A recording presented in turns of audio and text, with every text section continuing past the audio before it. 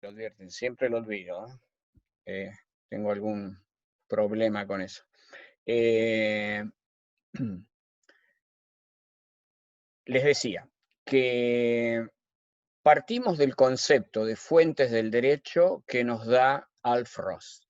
Y Alf Ross sostiene básicamente que decir que una norma sea derecho vigente equivale a decir que los jueces lo han dicho, porque piensa que en el sistema de derecho moderno, el órgano o, digamos, la organización que al interior del sistema está encargada de establecer cuáles son las normas vigentes y cómo se interpretan esas normas vigentes en última instancia, y digo en última instancia por algo que seguidamente voy a explicar, son los jueces. Y por eso él va a decir que fuentes del derecho son criterios de objetividad que sirven a los jueces para decidir. Y que los criterios de objetividad, según Alf Ross, son 4. Es la legislación en sentido amplio, es decir, todo lo que llamamos leyes, pero más bien que leyes, las normas generales obligatorias, ya vamos a ver eso, es decir, que en este sentido legislación es una ley del Congreso, obviamente, es un decreto general reglamentario del Poder Ejecutivo, es una ordenanza municipal, etc. Es también fuente del derecho la jurisprudencia, o como se dice mayoritariamente en el sistema anglosajón, que es el que les había estado estudiando, los precedentes, es decir, los fallos de otros jueces acerca de la misma cuestión, como orientación para la decisión. También es un criterio de objetividad la costumbre jurídica. Ya después, cuando veamos cada fuente en particular, vamos a hacer la distinción. Y por último, hablará Ross de la razón o tradición de cultura. Él dirá que los jueces, al decidir, apelan también a los estándares de tipo moral, de tipo político, y yo me atrevería a colocar aquí también incluso los estándares científicos que los llevan a decidir cómo deciden. Después vamos a ver esto más en particular. Es decir, en la presentación de Alf Ross encontramos 4 fuentes. Si nosotros vamos a la presentación de las fuentes del derecho que hace Cueto Rúa, que es este autor argentino del que estaba hablando en el momento en que se interrumpió la clase o terminó la primera parte de la clase, Cueto Rúa, que destaca la ambigüedad y la brevedad del término fuentes del derecho, en el sentido de que hace tanto alusión al origen del derecho, como a las manifestaciones del derecho, como a las autoridades creadas por el propio derecho para emanar o producir derecho, o inclusive se utiliza, dirá la expresión fuentes del derecho, como sinónimo de validez. Entonces, cuando hablamos aquí, dirá Cueto Rúa, de hechos o circunstancias que producen normas, sean reglas, pautas, principios, sentencias, etcétera, que se utilizan en la reproducción del mismo sistema. Esto es lo que tenemos que entender. El derecho es parte de la sociedad. Como parte de la sociedad está hecho de comunicaciones. Y las comunicaciones, dice Luhmann, mueren cada vez que son, o acaban cada vez que son hechas. Y si la sociedad continúa es porque después de una comunicación viene otra comunicación. En el derecho ocurre lo mismo. Después de una comunicación jurídica, es decir, supónganse de una sentencia, vendrá otro conflicto que requerirá otra sentencia que a lo mejor utilizará el criterio del juez anterior, es decir, y transformará a ese criterio en un precedente y hablaremos de jurisprudencia o no.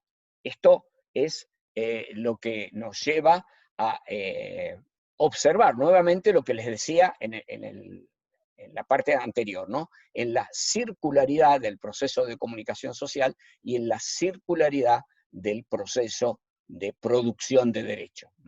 Es decir, el derecho se está produciendo continuamente y se produce a través de los tribunales, entonces hablamos de jurisprudencia, a través de los parlamentos o de los congresos, y entonces hablamos de legislación, se produce a través de los jueces, y entonces hablamos de jurisprudencia o de precedente, se produce a través de los autores especialistas en el derecho, es decir, de los científicos del derecho. Y aquí aparece la cuarta fuente de la que habla Cueto Rúa, que es la denominada fuente doctrina. Normalmente digamos, en la cultura jurídica argentina, en la cultura jurídica española en general, o del idioma español en general, cuando se refieren los juristas a la fuente que constituyen, que está constituida por la opinión de los autores, por la opinión de los expertos en derecho, por la opinión de los catedráticos, de los profesores, de los especialistas, hablan de la doctrina. También suelen hablar de la dogmática, que es lo mismo, o se suele hablar de la ciencia del derecho, que es como hablaba Kelsen, que es lo mismo. Es decir, acá nuevamente tenemos varias palabras para referirnos al mismo fenómeno, a una fuente del derecho. Ustedes se preguntarán, bueno, perdón, y me está faltando, la fuente costumbre. También el cómo la gente se porta frente a determinadas contingencias, justamente, frente a determinadas situaciones, cuando la gente se comporta de manera estable, de un mismo modo, frente a una misma contingencia, diremos que hay un hábito. Y cuando, además, en la comunicación social se establece que cuando una persona viola ese hábito, la comunidad reacciona a través de la aplicación del uso de la fuerza social organizada, es decir, a través del derecho, estaremos hablando de costumbre jurídica. Pero volveremos luego sobre ello. Esto lo digo porque hoy me habían preguntado sobre el tema de hábitos y costumbre, ¿no? Entonces, nosotros veremos que en todos los sistemas jurídicos que analicemos, ¿no? Hay formas sociales que individualizan instituciones, individualizan procedimientos para crear, para modificar y para extinguir normas. Por ejemplo, para crear, modificar o derogar leyes. O para crear o abrogar, digamos, sentencias. O el sistema recogerá de alguna manera, de una u otra manera, el actuar social, el obrar social. Por ejemplo, el sistema podrá admitir o no admitir lo que se conoce como costumbre contraria a derecho o costumbre contra legem. Es decir, si el sistema permite o no permite que se produzca lo que en teoría del derecho, ya desde la antigua Roma, se llamaba la desuetudo, es decir, la costumbre abrogatoria de la ley. En fin, esta sería entonces la presentación de las fuentes en general, ¿no? Entonces, podemos así, en un rápido cuadro esquematizarlo como los actores del sistema jurídico, del sistema del derecho, sean los particulares, los legisladores, los funcionarios, los abogados, los jueces, frente a un conflicto o frente a una situación de contradicción, de pretensiones entre personas, que es lo que denominaríamos como conflicto, recurren para indicarle a las personas qué deberían hacer o qué deben hacer a las fuentes del derecho.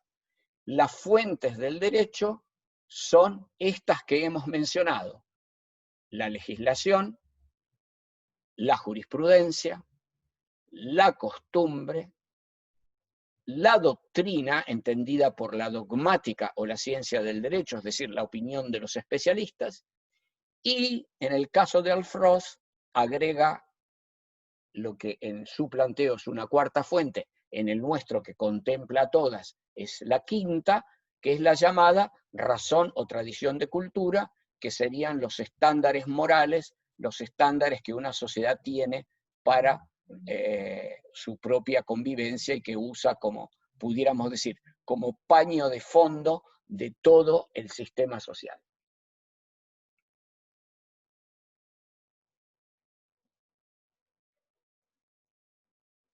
Perdón, quisiera saber si hasta ahí se está entendiendo.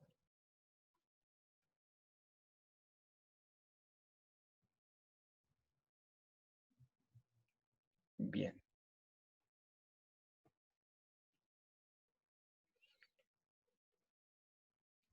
Entonces, dado que luego tenemos que ver también con el profesor Jalil la fuente Derecho Internacional, voy a avanzar ahora sobre las fuentes en particular, pero me gustaría si quieren formular alguna pregunta sobre lo que acabo de exponer.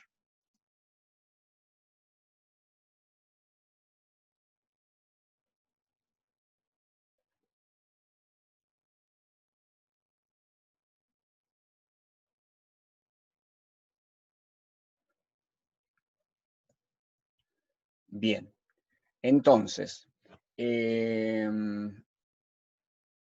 bueno, sobre la fuente doctrina lo vamos a... La quinta fuente, la vamos a ver también en particular, es razón o tradición de cultura, en Alfrost. Y la fuente doctrina, o la fuente ciencia del derecho, o si quieren ustedes, dogmática, también llamada dogmática, también la vemos en particular en lo que sigue. Avanzo entonces. Entonces, desde una perspectiva sistémica y crítica, ¿no? Las fuentes son sedimentos de sentido que se han estabilizado en comunicaciones anteriores y que se utilizan para nuevas situaciones. A ver, una ley, en definitiva, ¿qué es? Una ley es un acuerdo que a través de ciertos procedimientos una sociedad alcanza para orientar su conducta. Si en la Argentina estamos debatiendo, como estamos debatiendo, qué hacer con el aborto, actualmente el aborto todavía figura como una conducta punible en el Código Penal. Y se está discutiendo, y la sociedad argentina está discutiendo, acerca de qué hacer con esta conducta, con una conducta posible dentro de la sociedad.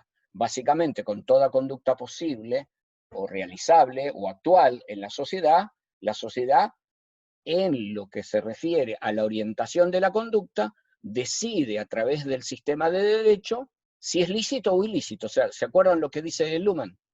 Entonces, esas orientaciones de la conducta se producen a través de distintas formas, de distintos canales, que orientan esa conducta. A esos canales los llamamos fuentes del derecho, porque es donde se originan los mensajes que nos indican lo que es lícito o lo que es ilícito, o mensajes que nos indican que acerca de un enunciado que dice que algo es lícito o que algo es ilícito, hay que interpretarlo de tal o cual manera. Es decir, por ejemplo, tenemos una ley que dice que tal o cual, que determinada conducta está sancionada en el Código Penal. Bueno, en el Código Penal cierta conducta está sancionada.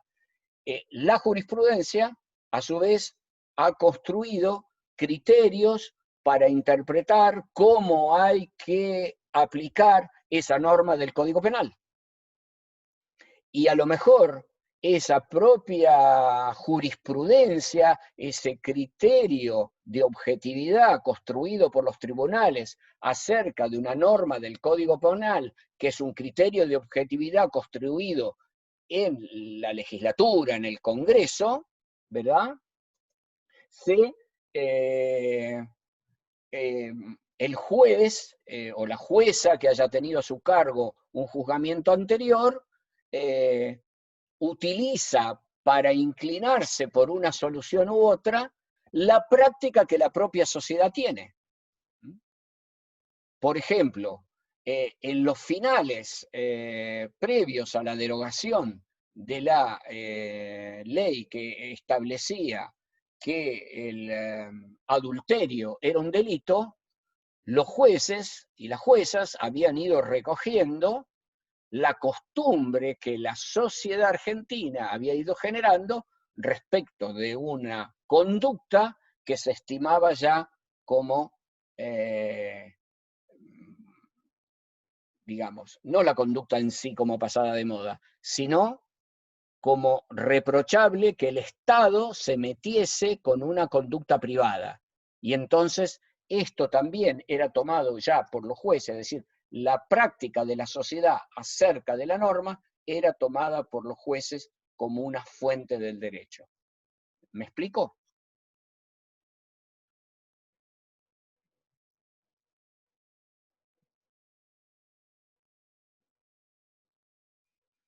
Entonces, los criterios de objetividad que nos suministran las leyes, la doctrina, la jurisprudencia, la costumbre, eso que llama Alf Ross los estándares que una sociedad tiene. Esto que dice Ross es un poco complejo hoy si lo miramos a la luz de los debates sobre monoculturalismo y multiculturalismo, pero no los quiero desviar ahora, no las quiero desviar ahora porque lo complejizo demasiado, ¿no?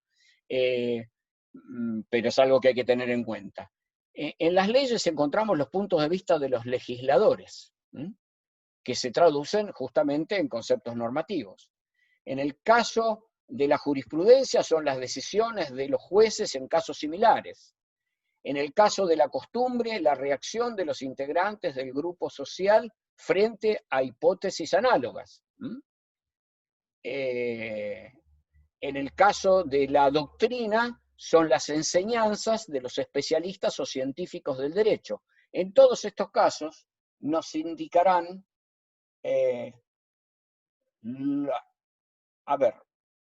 la expectativa que se tiene de conducta frente a una hipótesis, frente a un suceso social. El legislador, cuando dice todavía, como dice en la Argentina, que el aborto es punible, es porque tiene la expectativa de que no se produzcan abortos. Nosotros y nosotras estamos discutiendo si esa conducta tiene que ser objeto de represión por parte del Estado. Vamos a discutir esto en alguna oportunidad seguramente. Entonces, todas estas manifestaciones del derecho, que son fuentes denominadas fuentes del derecho, lo son porque le proporcionan a los decisores, típicamente a los jueces, vuelvo a decir, criterios de objetividad. Esto Sin embargo, quiero hacer aquí una pequeña digresión.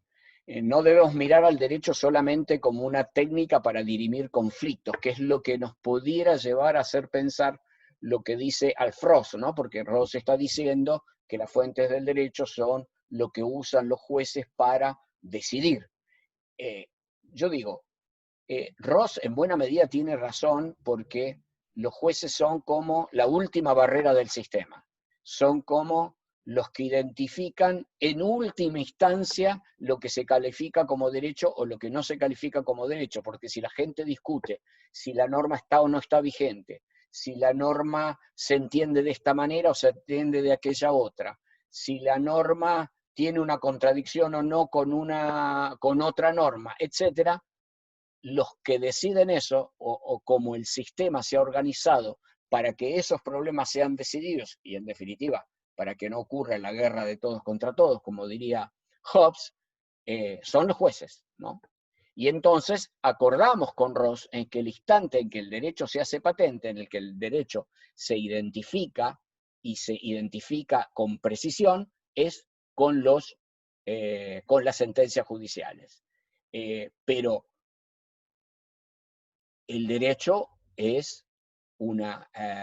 funciona como un creador de expectativas sociales, es decir, como un orientador de la conducta, y no solo lo hace a través de las sentencias judiciales. Vuelvo a insistir, de todas maneras nosotros lo usamos como, digamos, pudiéramos decir, como el punto sensible del sistema, el punto donde el sistema se pone enteramente en juego y nos permite observar su funcionamiento y determinar en cada ocasión cuándo y cómo se aplica, mejor dicho, cuándo una norma está vigente y cómo se le entiende, cómo se la aplica.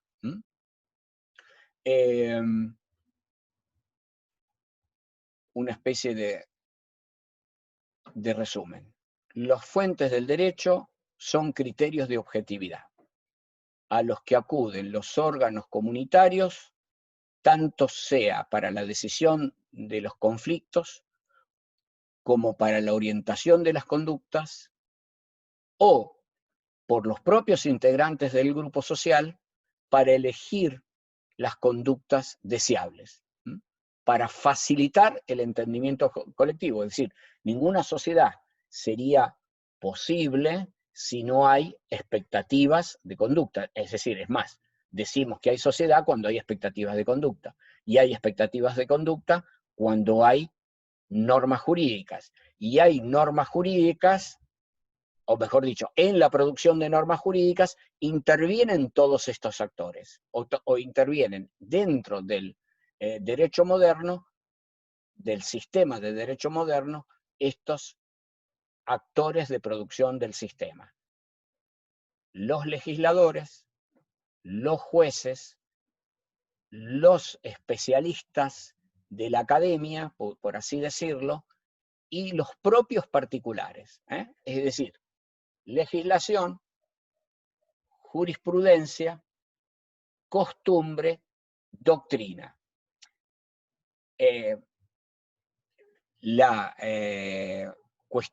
Sobre la cuestión de lo que Alf Ross llama razón o tradición de cultura, que sería nuestra quinta fuente, la vamos a analizar cuando lleguemos a ella en particular. La primera cuestión que tenemos que ver en cuanto a la fuente legislación es que la legislación es una fuente que no siempre tuvo el mismo valor o la misma importancia que tiene hoy, porque conforme fue produciéndose pudiéramos decir, la organización del Estado moderno, y fue pasando del sistema monárquico al sistema parlamentario, o del sistema autocrático al sistema democrático, podemos observar cómo la fuente fue cambiando en cuanto a su importancia y adquiriendo la que hoy tiene como fuente primordial del derecho. Aquí, justamente, cuando se produce la emergencia del Estado moderno, esto es algo que también les quiero destacar. Nosotros estamos hablando del sistema de derecho y estamos hablando del sistema de fuentes en el derecho moderno. Pudiéramos, si fuese el caso, retroceder hasta la antigua Roma y pudiéramos observar en Grecia cómo funcionaba el sistema de fuentes, que era lógicamente distinto porque era distinta la organización social.